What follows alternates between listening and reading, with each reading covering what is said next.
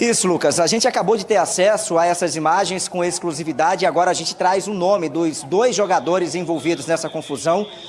É o atacante do Corinthians, o Pedro Henrique, e o goleiro, o Carlos Miguel. Inclusive, quem dirige o carro que bate ali na casa do advogado é justamente o atacante do Corinthians, o Pedro Henrique. Essas imagens foram periciadas agora há pouco pela Polícia Civil, não é isso, doutor Jair? Acabamos de receber as imagens e constatamos de fato que o Pedro Henrique estava na condução do veículo, que é uma caminhonete Dodge Ram, de cor branca, bateu no portão, tentou se evadir, posteriormente o pessoal da segurança do condomínio vai atrás dele, ele sai de fato em estado de embriaguez, possivelmente, pelas condições que nós analisamos.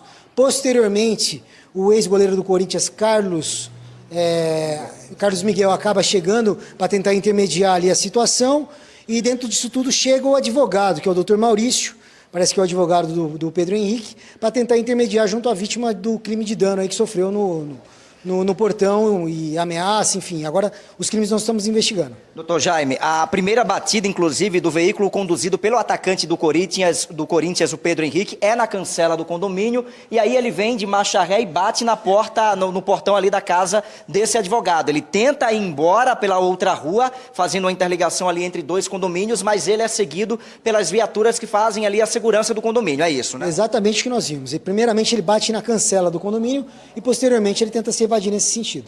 A gente tem as imagens que mostram, inclusive, o momento em que ele desce ali do carro para conversar com o dono do condomínio, o dono da casa, e a gente percebe, inclusive, que ele tenta retornar a caminhonete, né, doutor Jaime? E ele meio que vai cambaleando ali, aparentemente, claro, isso tem que ser investigado, não foi feito o teste do bafômetro, mas segundo o próprio dono da casa, ele estava aparentemente embriagado.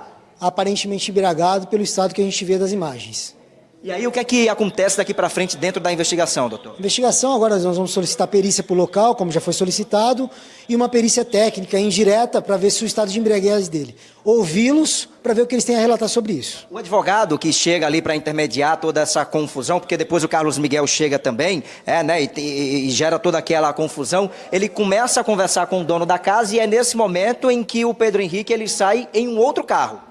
Exatamente. O que nós entendemos da dinâmica é que quando chega o advogado do Pedro Henrique, orienta ele para ir embora, para ele tentar resolver ali a situação patrimonial de dano, né?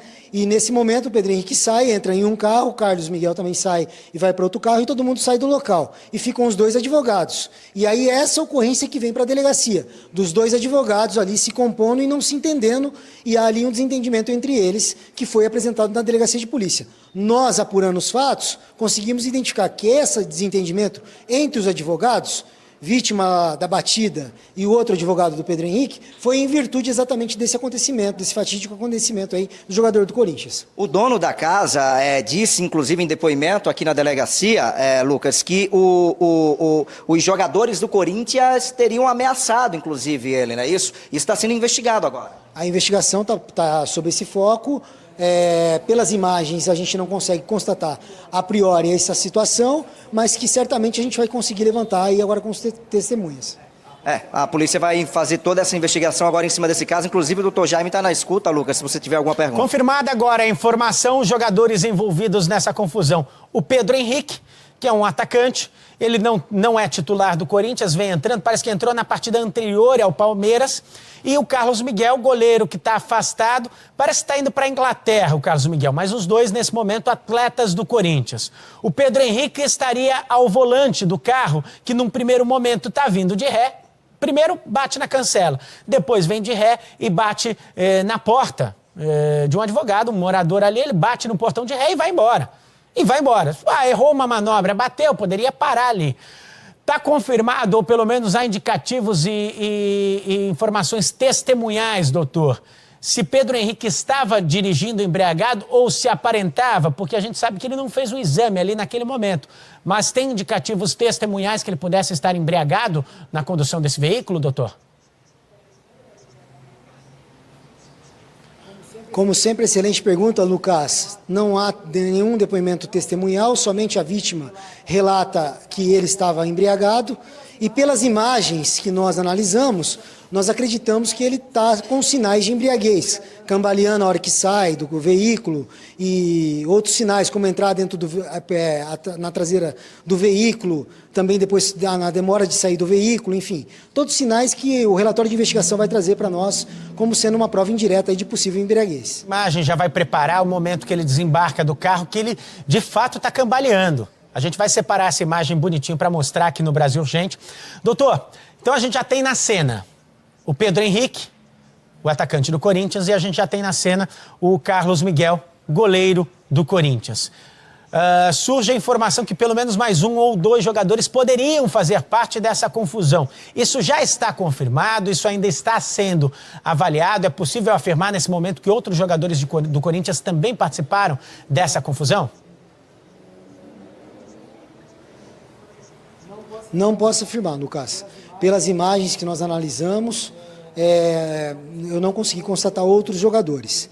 Evidentemente que nós vamos ter que se deter melhor as imagens que acabaram de nos chegar para ver se tem mais pessoas envolvidas, até mesmo como testemunhas do fato.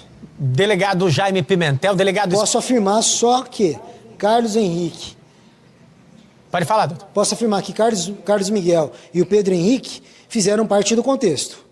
A gente está com a imagem aqui, delegado Jaime Pimentel, delegado experiente. Até agora a gente não havia divulgado o nome dos jogadores justamente porque a gente não tinha essa informação concreta. No momento que chega essa imagem, a gente vê, ele ali tem dificuldade de entrar na picape. Ele tem dificuldade, a gente está com essa imagem no ar nesse momento, doutor. Ele cambaleia, ele tenta entrar e não consegue, ó. Ele volta, ele vai e volta, ele vai e volta.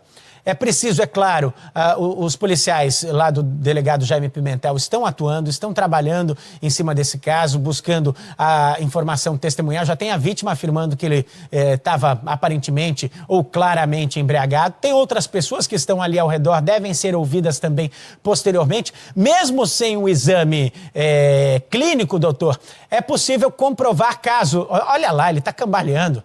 Ele está cambaleando e cambaleando bastante. Não dá para afirmar, porque tem muita gente que afirma assim, olha, bateu, teve um acidente gravíssimo de carro. Então, às vezes, a pessoa está cambaleando por causa do desespero ou por causa da pancada, então estava com dor na perna. Nesse caso aí, foi uma pequena batida no portão, esse tipo de alegação não vale. E o que a gente vê é o Pedro Henrique ali que estava conduzindo esse veículo, cambaleando e cambaleando bastante. Doutor, por provas testemunhais, por pessoas que estão ali ao redor que ainda serão ouvidas na investigação, é possível comprovar essa possível embriaguez?